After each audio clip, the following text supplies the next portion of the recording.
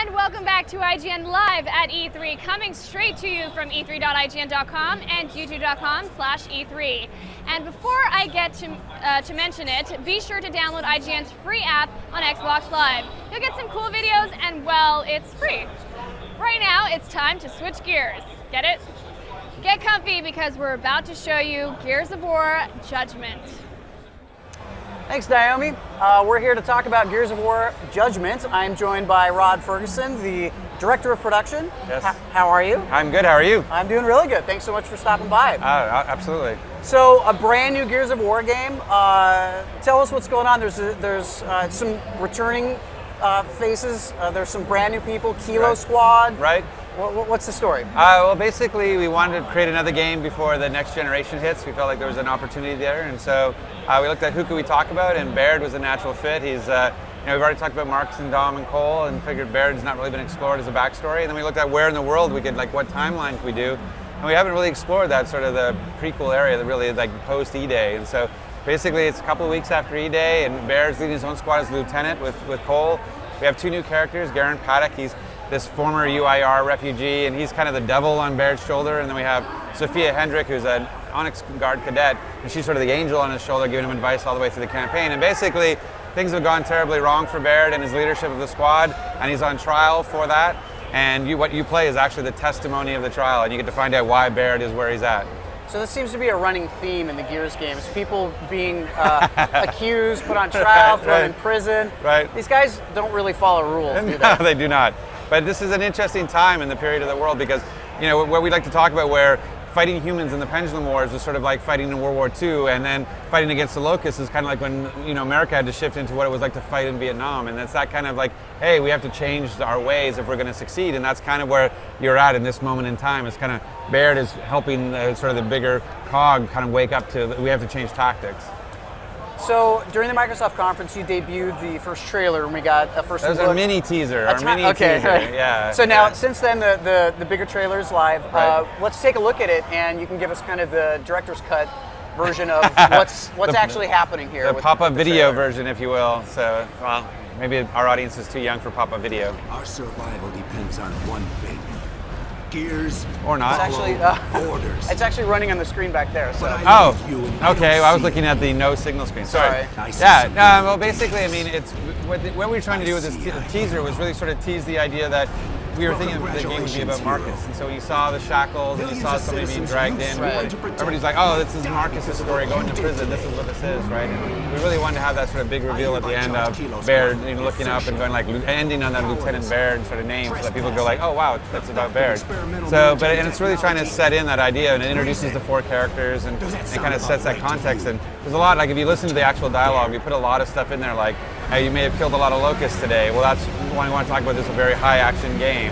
This war has just begun. Oh, it's a prequel just right after the Emergence Day started.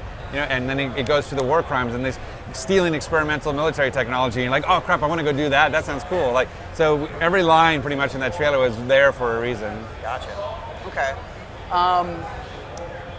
So now you've worked on pretty much every Gears game that's come out so far. Right. Now, People Can Fly are developing this one. How closely are you? Well, it's actually a shared partnership. Basically, so one of the things that, like I said, we were trying to find an opportunity to get more Gears content, another Gears game out before the generation shift. And People Can Fly is a perfect partner for us. They're part of Epic, and they had great success with Bulletstorm. Critically, it was an awesome game. And so we were just looking at like how can we work this so that we can actually use them and work with them. And they had a lot of they're really big fans of Gears, and they had a lot of great ideas that they wanted to contribute. And so we found this where they're mainly now taking the campaign, and we're mainly taking multiplayer, and then we're still collaborating back and forth together on it. And it's found this great sort of perfect mixture. Gotcha.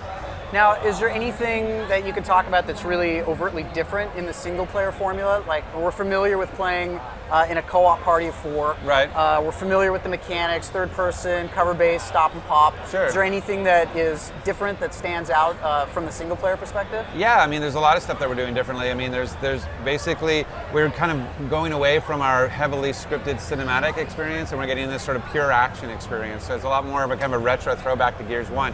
In fact, PCF developed this thing they call S3, this smart spawn system, and it'll actually go in and based on how you play, we'll change things up. And if you die and you go back in, potentially different enemies and everything will show up. So it plays differently each time.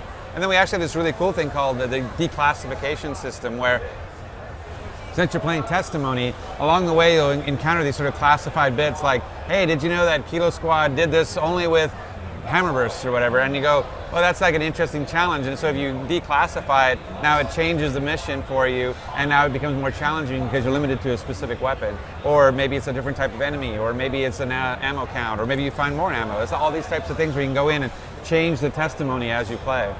Interesting. So that's single player. So far, as far as multiplayer is concerned, you've talked about a new mode to the Gears series. It's called Overrun. Right. Tell us a little bit about that. And then we have some B-roll actually that we can cut to as well, so people can see the gameplay. Sure. Well, I mean, Overrun is sort of this. It kind of came out of this sort of love from the fans about looking at Beast and Horde and saying you have these two great co-op modes. How come they're not competitive? And so, we even tried to do that a little bit in Gears of War 3. We said, like let's give it a shot. And we weren't able to kind of nail it, and so we ended up passing on it and put it on the shelf. And then when we got PCF involved, we said, let's relook at this and let's go back to this, because it was in high demand at the time. And by creating a class system, we actually were able to get it to work and make sense and have it balanced. And so what's really unique to the Gears franchise now is you have the COG system, these COG soldiers that are broken up into classes. You can be a medic, you can be a soldier, you can be a scout, you can be an engineer, and you can actually play a class based against the Locust Horder coming at you 5v5. So it's a whole new take on that sort of system. Now, will there be any new units that you can unlock that we haven't seen in Beast or Horde mode yet? Oh, absolutely, yeah. I mean, that's something we have, the usual new game thing where there's new weapons, new creatures, that kind of stuff, but we're not really talking about that yet. But there's definitely going to be stuff to do. That's going to be lots of stuff to show. And it's like I was saying to you earlier, like even with the multiplayer, I mean, Overrun isn't the only multiplayer we're doing. So, even in the future, we're going to talk about all of our traditional multiplayer modes as well. Gotcha. Well, we're super excited for the game. Okay. We want to see more. Can't wait to play it. Thank you so much for coming on and showing it to us. Rod Ferguson from Epic. You can follow him on Twitter at GearsViking. That was Gears of War Judgment. Back to you, Naomi. All right, thanks for that demo, guys. Now, if you find audience members want more Xbox action, don't touch that dial or button. Up next, we're going to have a look at the new Connect Fable game called The Journey. It's going to be quite the journey, so why don't you stay a while?